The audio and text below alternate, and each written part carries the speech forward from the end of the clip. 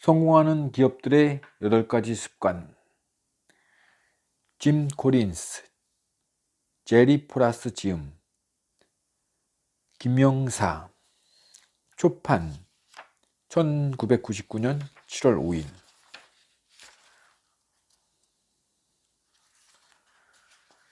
끈기가 있어야 운도 따른다.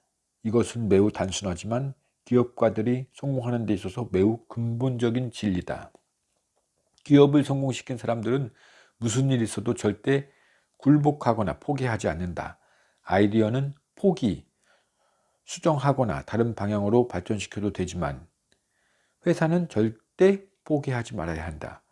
회사의 성공을 특정 아이디어의 성공과 동일시할 경우, 사실 많은 기업가들이 그렇듯이 그 아이디어가 실패하면 회사 자체를 포기하는 수가 많다.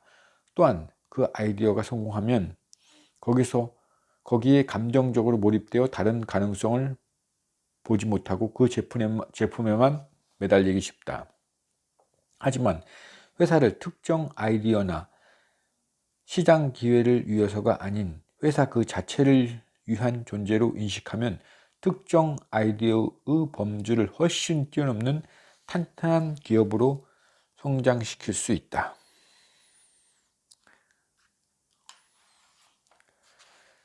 맥나이트는 1907년 장부 처리를 도와주는 일로 입사한 후 원가 회계 업무와 영업부장 자리를 거쳐 이사가 되었는데 그는 카리스마적 스타일을 지켰다는 기록은 아무데서나 찾아볼 수 없었다.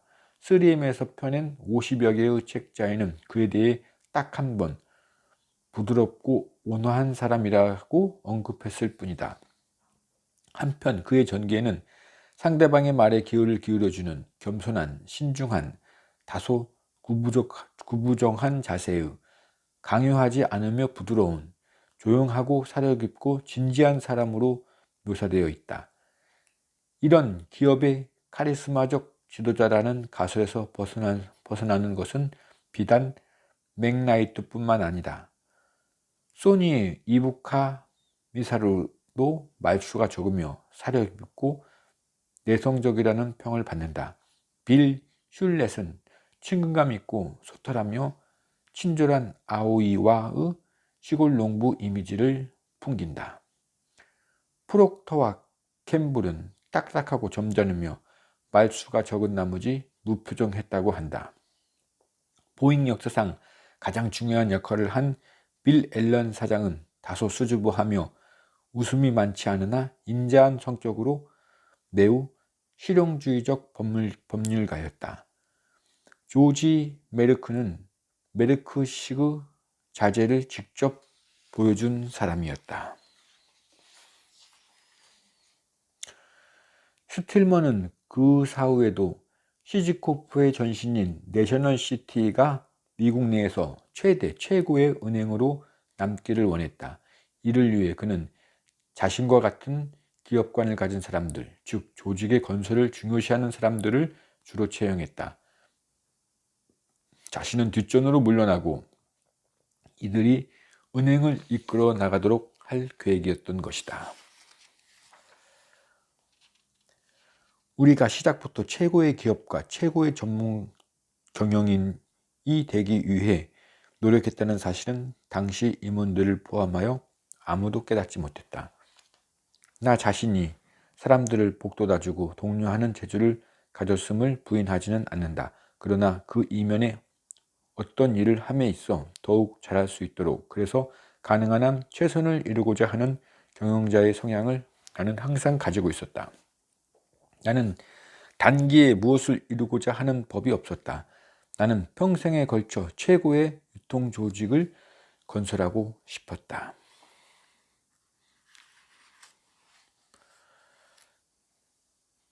그는 무엇이든 반대 의견을 제시하고 논의하는 것을 장려하고 직원들 스스로 독자적인 능력을 발휘할 수 있는 자율성을 대폭 보장했다.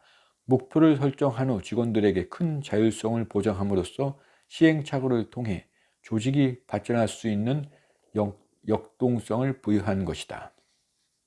켈빈의 전기는 그는 마치 인간을 청사진으로 삼는 건축가와도 같았다라고 전하고 있다. 그의 아들 로버트 켈빈은 아버지는 직원들의 창조적인 리더십이 발휘될 수 있도록 해야 한다고 강조했다. 아버지는 오래전부터 경영권의 승계 문제를 고심해 왔는데 아이러니컬하게도 죽음을 두려워하지 않고 오직 회사만을 염려했다라고 전했다.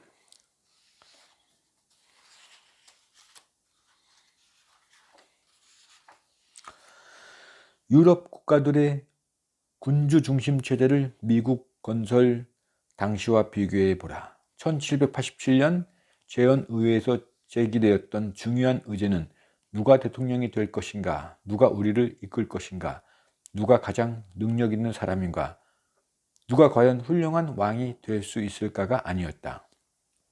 미국 건설의 아버지들은 우리가 죽은 이후에도 훌륭한 지도자를 선출할 수 있는 제도는 어떤 것인가, 우리가 건설하고자 하는 국가는 어떤 것인가, 어떤 원칙하에 그런 국가를 건설할 것인가, 그 국가는 어떻게 운영되어야 하는가, 우리가 꿈꾸는 국가를 건설하기 위해서 어떤 조직과 체계를 갖추어야 하는가 등의 문제에 심취했다.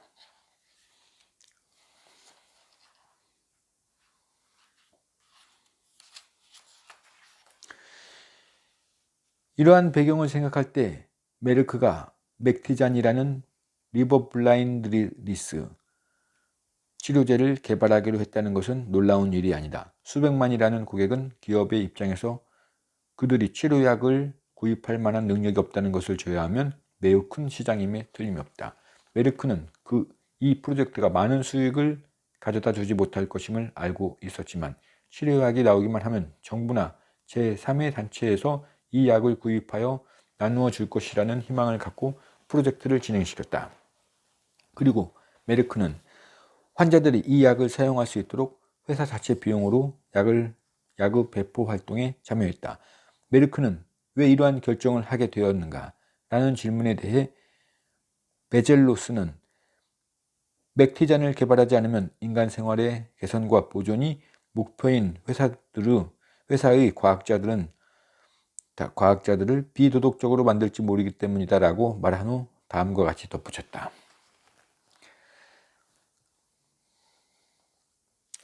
장기적으로는 언제나 보답을 가져다 준다고 생각한다.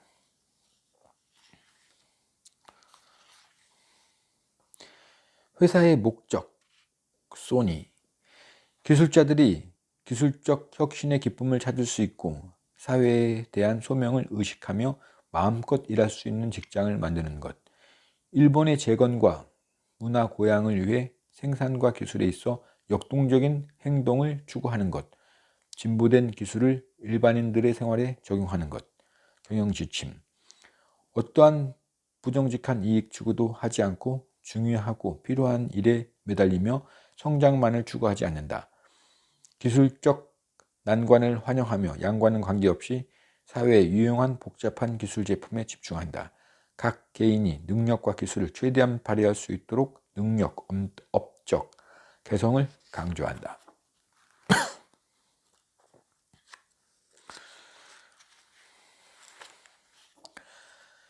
헨리 포드는 다음과 같이 말했다. 1916년 나는 자동차를 팔아 엄청난 이익을 남겨야 한다고 생각하지 않는다.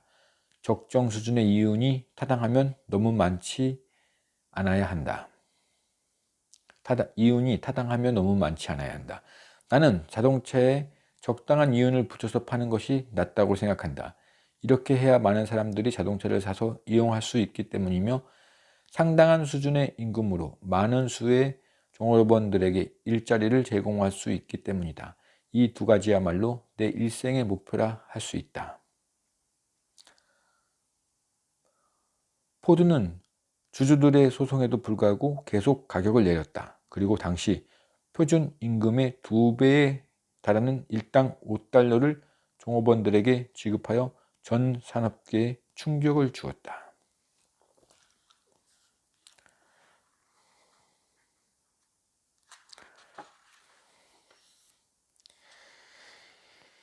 여기에서 비전 기업이 어떻게 그리고라는 영신, 이념과 이익을 자신의 비교 기업보다 더 잘 받아들였는지에 대하여 몇 가지 예를 들어보도록 하겠다.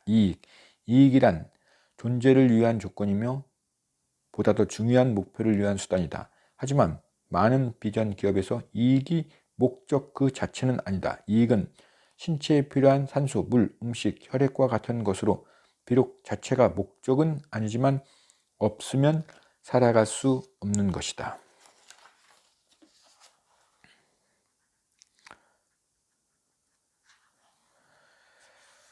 아니다. 절대 아니다. 나는 똑같이 중요한 세 가지 생각들을 갖고 있는데, 하나는 손님들에게 다정한 서비스를 제공하는 것이고, 둘째는 적당한 가격에 질 좋은 음식을 제공하는 것이며, 셋째는 밤이든 낮이든 이익을 내기 위해 열심히 일하는 것이다. 나는 회사를 빠르게 키우고 보다 많은 종업원에게 일자리를 제공하며 가족과 좋은 일을 위해 쓸 수 있는 돈을 벌고 싶다.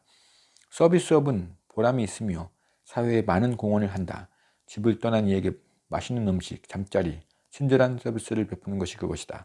집을 떠난 이들이 포근함을 느끼고 환영받는 느낌을 갖게 해주는 것은 매우 중요한 일이다.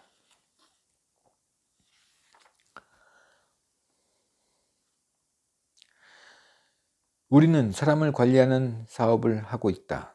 그들을 가르치고 돕고 관심을 기울여라.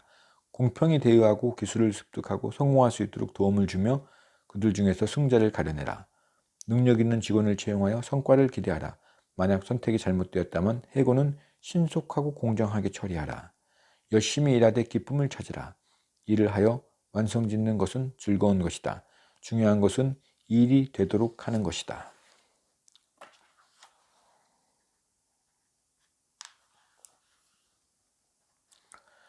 다시 말하면 여러분이 필립 모리스의 직원이 아닌 이상 필립 모리스의 기업 이념이 마음에 드느냐 들지 않느냐 하는 것은 중요한 것이 아니다.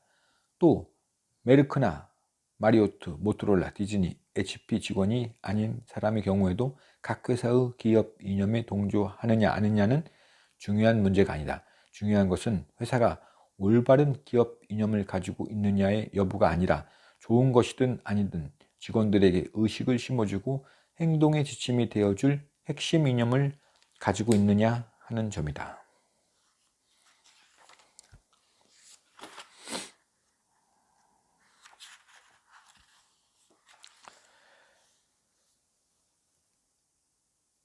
회사 안에 어떠한 변화가 있다 하더라도 한 가지는 변치 않고 남아있으리라고 나는 믿는다. 가장 중요한 것은 메르크의 정신이며 1세기가 지난 후에도 우리는 공동체 의식을 느낄 수 있으리라 믿는다. 내가 이렇게 생각하는 이유는 무엇보다 질병과 싸우고 고통으로부터 사람들을 해방시키고 돕는다라는 무언가 유대한 일을 하는데 메르크가 기여하고 있다는 사실 때문이다. 그것은 영원한 목적이고 또 다가올 100년 동안에도 메르크의 사원들로 하여금 위대한 업적을 남기도록 동기를 부여할 것이다.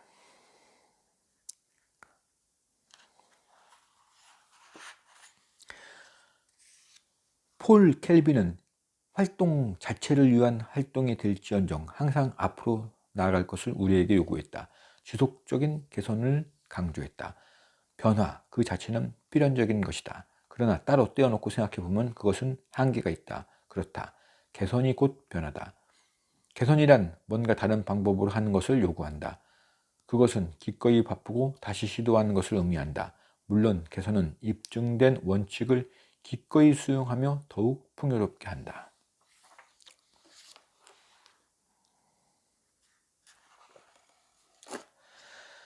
발전을 향한 열정은 현재 사업이 아주 잘 굴러가고 있어도 그 현상에 결코 만족하지 않는 것이다. 마치 치료할 수 없는 만성 가려움증과도 같이 비전 기업의 발전을 향한 열정은 어떤 경우에도, 즉 회사가 크게 성공한 경우에도 결코 만족될 수 없다. 우리는 항상 더 잘할 수 있다. 우리는 항상 더 멀리 갈 수 있다. 우리는 항상 새로운 가능성을 발견할 수 있다. 헨리 포드가 말한 바와 같이 우리는 항상 노력하고 앞으로 나아가야 한다. 우리는 우리가 거둔 성공을 자랑스럽게 생각하며 이를 자축한다. 그러나 미래에 어떻게 더 잘할 수 있을까를 연구할 때가 정말 신난다. 우리가 얼마나 멀리 갈 수 있을까를 연구하는 것은 끝이 없는 과정이다. 드디어 도착했다라고 말할 수 있는 궁극적 종착역은 없다. 나는 우리들이 성공에 결코 만족하지 않기를 바란다. 왜냐하면 바로 그때가 우리의 운명이 기울기 시작하는 때이기 때문이다.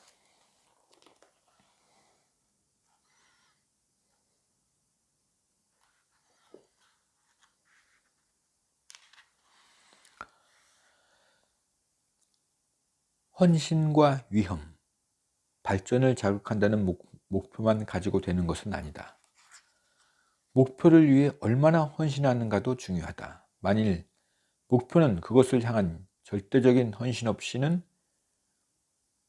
BHAGS로 분류될 수 없다. 예를 들어 747을 제작하는 것은 좋은 목표가 된다.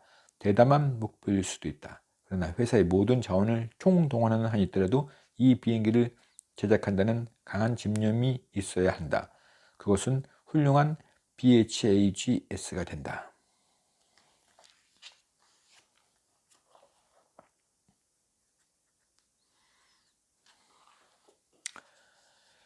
휴브리스 요인, 휴브리스 팩터. 우리는 함께 일한 어떤 연구원의 관찰에 따르면 이런 비전 기업은 휴브리스, 지나친 자만, 확신 또는 오만에 가까운 자신감을 가지고 있는 것 같다. 우리는 이것을 휴브리스 요인이라고 부르기로 했다. 신학적인 관점에서는 그러한 자신감이 신을 모욕하는 것으로 여겨질 수 있다. 거창하고 위험하며 대담한 목표를 설정한다는 것은 어느 정도의 비합리적인 확신을 필요로 한다. 보잉 747이나 707에 투자한다는 것은 합리적이지 않다.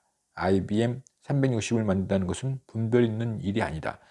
중간 규모의 정육점용 저울 판매업자가 국제적인 사업용 기계회사가 되겠다고 선언하는 것은 겸손한 일이 아니다. 디즈니랜드를 만들려는 것은 조심스러운 행동이 아니다. 자동차를 대중화하겠다고 선언하는 것은 온당한 처사가 아니다. 담배 산업의 작은 어린애에 불과한 필립 모리스가 RJ 레이놀즈를 따라잡겠다는 것은 거의 무모한 일이다. 조그만 회사가 저품질이라는 일본 제품의 세계적인 이미지를 바꾸어 놓겠다는 회사 목표를 발표하는 것은 거의 바보 같은 일이다.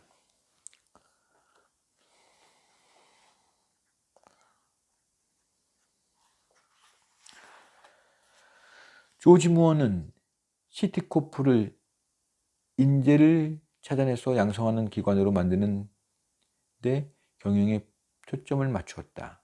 그는 이런 절차에 의해 양성된 능력 있는 인재가 없었다면 우리는 목표 중 어느 하나도 달성할 수 없을 것이다 라고 적었다. 이에 비하여 체이스는 시계를 만들어주는 전략보다는 시장과 상품 전략을 시간을 가르쳐주는 일에 전념했다.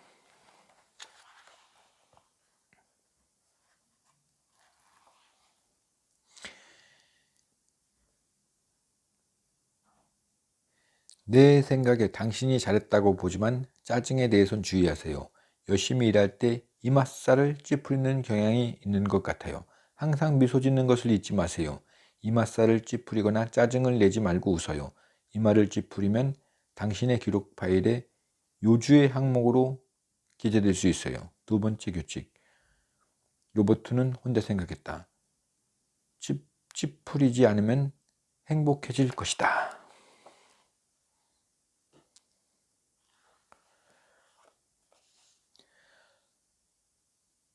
진화론적 발전은 두 가지 면에서 BHAGS에 의한 발전과 다르다. 첫째, BHAGS에 의한 발전은 분명하고 확실한 목표를 통해 이루어지지만 진화론적 발전은 모호성을 갖는 상태에서 이루어진다.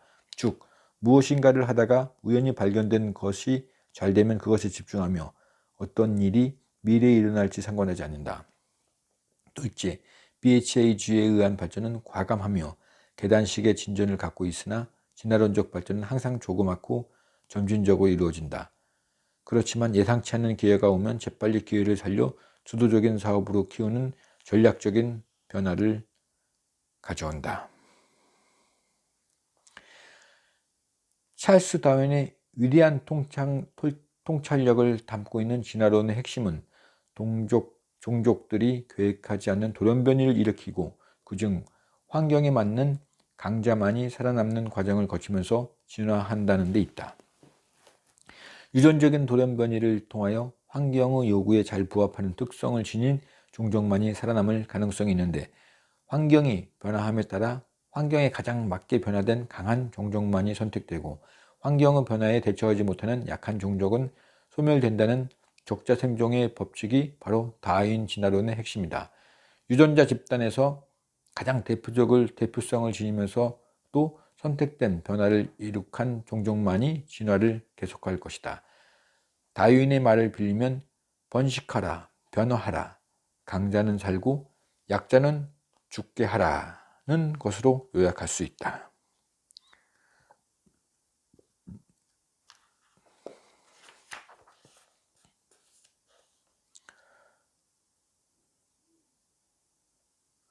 우리는 진화론적 발전을 가지내기와 가지치기라고 표현하고자 한다. 이를 설명하면 매우 간단하다. 즉 어떤 나무에 충분히 많은 가지를 내게 하면서 동시에 쓸모없는 가지를 현명하게 선택하여 잘라낸다면 우리는 항상 변화하는 환경에 잘 적응하는 건강한 가지들만을 가진 나무를 소유하게 될 것이다. 아버지 샘 윌턴에 대해 직관적으로 복잡한 계획을 세우고 정교하게 그것을 실행시킨 위대한 경영 전략가라고 쓴 작가들에 대해 우리 모두는 낄낄대고 웃었다. 아버지는 변화 때문에 성공했고 그와 같은 변화를 시도할 때 결코 두려워하지 않았다. 변화하는 환경에 잘 적응하는 비전 기업들을 살펴볼 때 성공의 비결이 대단한 통찰력과 전략 기획의 결과가 아니다. 여러 가지 실험을 시도하여 기회가 생기면 포착하여 잘 되는 것은 발전시키고 잘 안 되는 것은 되게 하든지 아니면 잘라버리는 기본적인 과정의 결과로 보는 것이 훨씬 더 만족스러울 것이다. 처음에는 멍청하게 들리더라도 아이디어를 가진 사람의 이야기를 항상 경청하라. 격려하라. 이것저것 간섭하지 마라. 아이디어가 있으면 그것을 발전시키도록 배려하라. 유능한 사람을 고용하라. 그리고 그들을 혼자 내버려 두어라. 만일 사람들 주위에 울타리를 친다면 우둔한 사람들만 남게 될 것이다. 그들이 필요로 하는 공간을 제공하라. 실험적이고 시간, 소모적인 일을 장려하라. 한번 해보게 하라. 그것도 당장.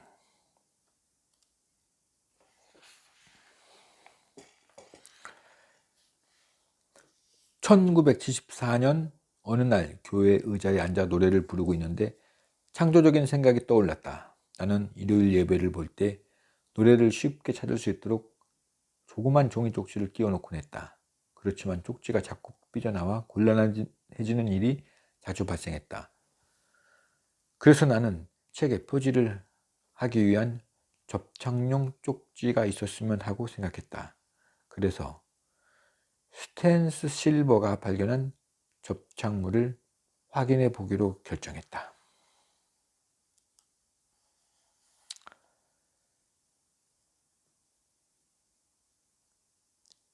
비록 포스트잇의 개발이 우연히 이루어졌다 하더라도 그것을 가능하게 했던 3M의 환경은 결코 우연히 창조된 것은 아니다.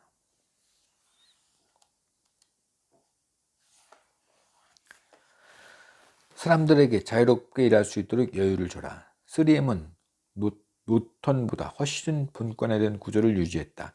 훨씬 자율적으로 영업을 운영해 왔다. 이것이 계획하지 않는 다양화를 가능케 했던 핵심적 조치였다.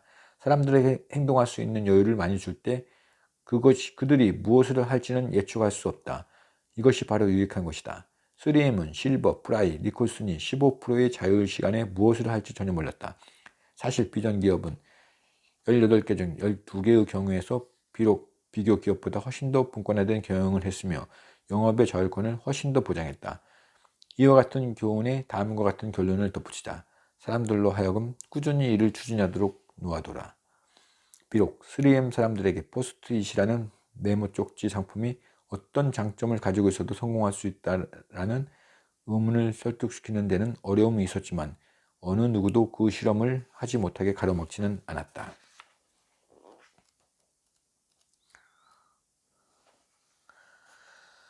반면 모토로라는 이 같은 혼란 없이 기업의 핵심 가치를 잘 보존한 경영진 승계의 모범적 사례를 할 수 있다. 회사 창립자인 폴 켈빈은 공식적인 경영권 승계가 있기 몇 년 전부터 자신의 아들인 보브 켈빈을 훈련시키기 시작했다.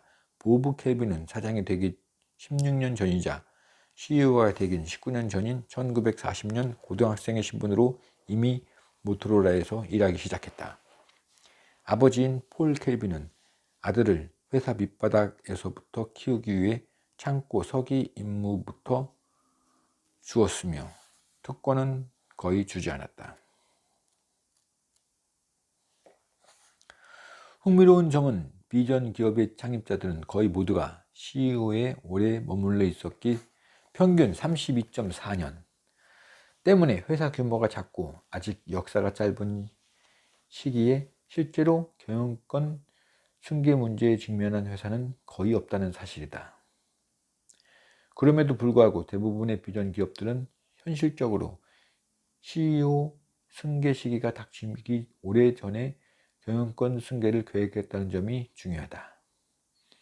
이러한 사실은 만약 여러분이 개인 사업가라면 매우 장기적인 안목을 가질 것을 가르쳐주고 있다. 좋은 아이디어 하나로 회사를 창립하여 급속한 성장을 이룬 다음 회사의 이익금을 곧바로 현금화하고 회사 외부의 전문 경영인에게 느끼는 식으로 경영에서는 흄렛 패커트, 모토로라, 제너럴 일렉트릭, 메르크와 같은 훌륭한 회사를 만들 수 없을 것이다.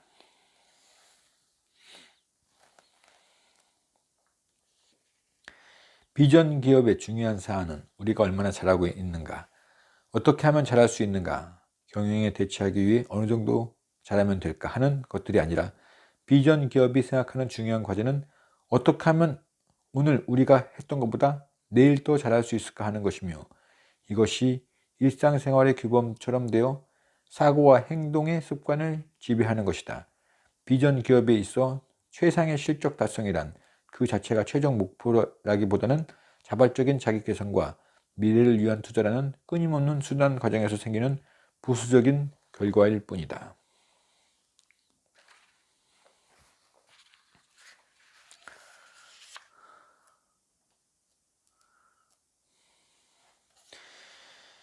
이러한 결정에서 특이할 만한 점은 슐렛과 패커트 두 사람 모두 종전 후의 사업 전망에 그들을 고용한 기술자에게 봉급을 줄 수 있을 정도로 좋아질지에 대한 확신이 없었다는 사실이다.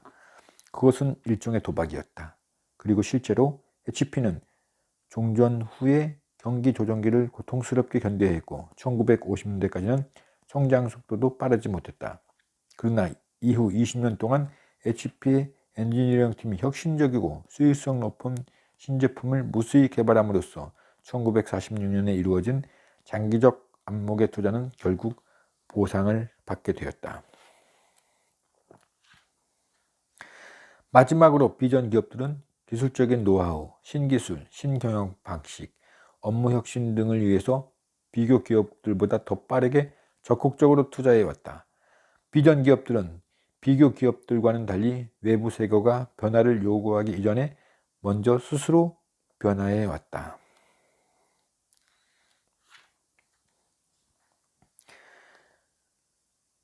또 우리는 어떻게 해서 노턴이 단기적인 이익에만 집착하여 모든 사람들이 매일 오늘이 마지막일지도 모른다고 생각하여 유리창을 수개월 동안 닫지 않고 내버려 두는지에 대해 설명할 수도 있었다.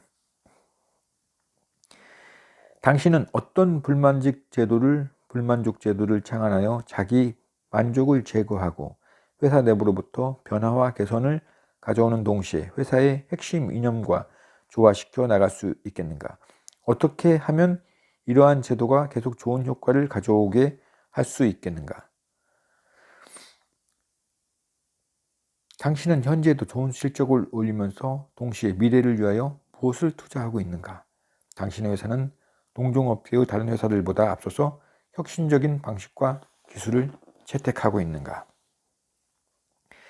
당신은 불황에 어떻게 대처하는가? 당신의 회사는 어려운 시기에도 미래를 위한 장기 투자를 계속하는가? 당신 회사의 사람들은 만족이란 회사의 목표가 아니라는 것, 즉 비전 기업에서의 생활이란 그리 쉬운 것이 아니라는 것을 이해하고 있는가? 당신의 회사는 현재 잘 하고 있다는 것이 회사의 최종 목표가 될 수 없으며 오늘 한 것보다 내일 더 잘하기 위해서 계속 규율을 지킨다는 것이 중요하다는 사실을 알고 있는가?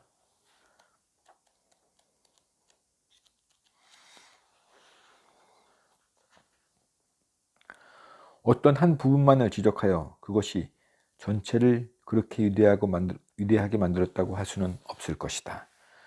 전 부분이 함께 어우러져 전체 효과를 나타내는 총체적 조합을 통해 부수의 명작이 탄생된다. 또한 큰 부분만이 중요한 것이 아니라 한 구절의 변화, 적시 이루어지는 템포의 변화, 중심에서 약간 벗어난 창문의 완벽한 위치, 조각품의 눈에 나타난 섬세한 표정 같은 아주 작은 부분들도 매우 중요하다. 위대한 건축가 미스 반 데어로에가 말했듯이 신은 세부적인 것들에 존재한다.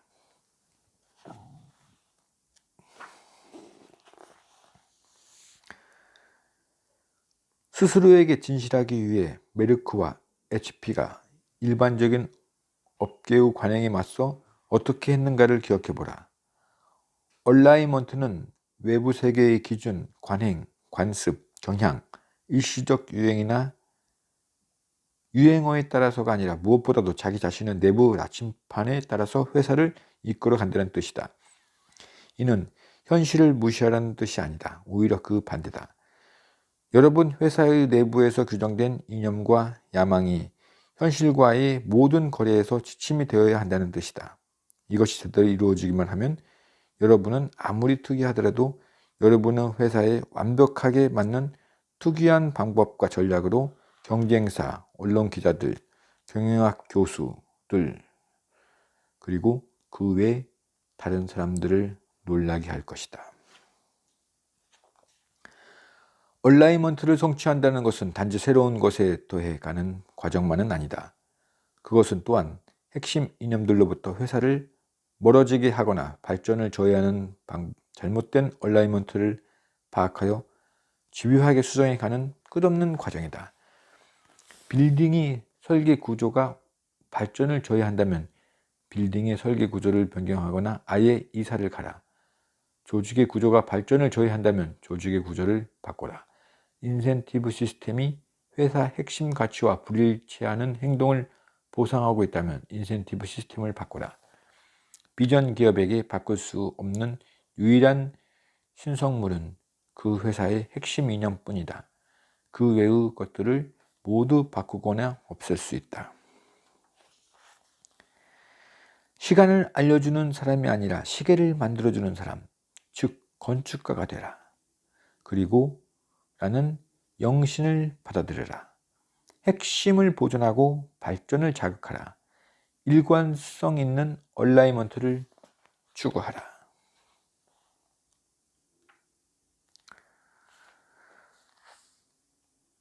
데이비드 패커드, 소니의 마사루 이부카, 메르크의 조지 메르크, 3M의 윌리엄 맥나이트, 그리고 모토로라의 폴 켈빈과 같은 창업주들은 당신이 어디를 향해 가고 있는가기보다는 당신이 어떤 사람인지를 아는 것이 훨씬 중요함을 이해했는데, 왜냐하면 당신이 향하는 지향성은 당신을 둘러싼 세계가 변함에 따라 틀림없이 변할 것이기 때문입니다. 지도자들은 죽고 제품들은 낡은 것이 되고 새로운 기술이 부상하고 시장도 변하고 경영 기법도 왔다가 사라지지만 위대한 회사의 핵심 이념은 지도 이념과 영감의 원천으로 계속 남아있기 때문입니다.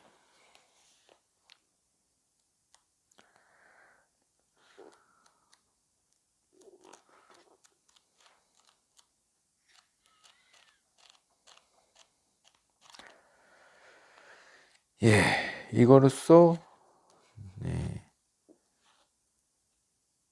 세계에서 가장 생명력이 강하고 성공하는 기업들의 특징은 무엇인가? 스탠퍼드대 특별연구팀이 6년에 걸친 대작업으로 찾아낸 교훈들, 성공하는 기업들의 8가지 습관이었습니다. 감사합니다.